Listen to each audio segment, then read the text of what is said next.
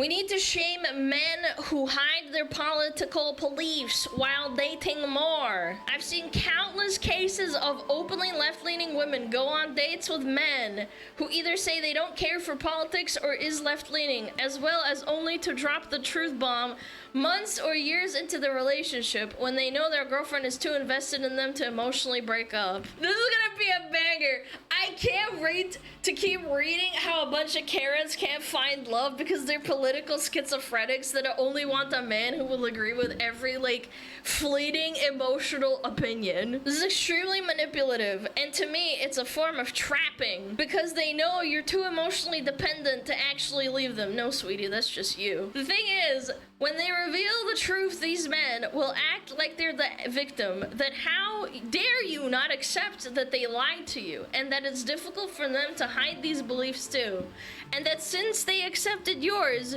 you should accept them as well. Chat, this is written by someone who just became an adult, like a child adult.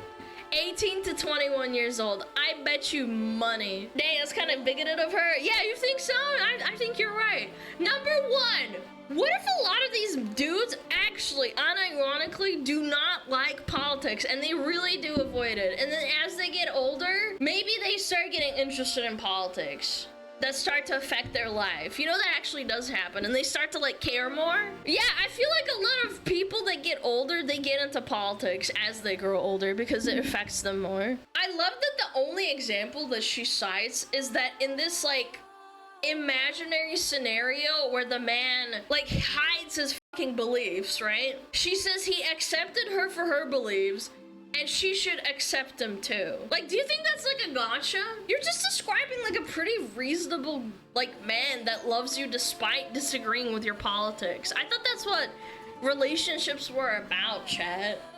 But you can't do the same for him. You just can't fucking do it because you're unmedicated and you need help. I myself, a dated man who knew I was openly leftist and still pursued me. He looks like your typical leftist man and told me he wants to be child-free, and our relationship was not traditional at all.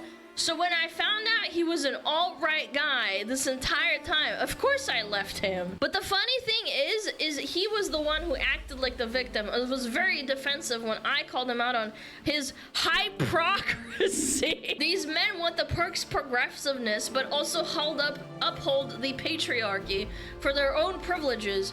They just want the best for them, and it is so normalized to lie about things like this while dating, and I think we should shame these men more because men will not hold men accountable. Like, one thing she disagrees with, and she's labeling him as alt-right. This sub is such, like, it's such a flaming pile of garbage, and the sad part is when I read these, I feel like I'm reading posts made by like a teenager or something, but it's not. It's usually an adult. It's pathetic. And these are adult women, chat, living in the most privileged time for women, arguably, like the most privileged, in the most privileged countries for women in the history of the world until this point, and up until recently.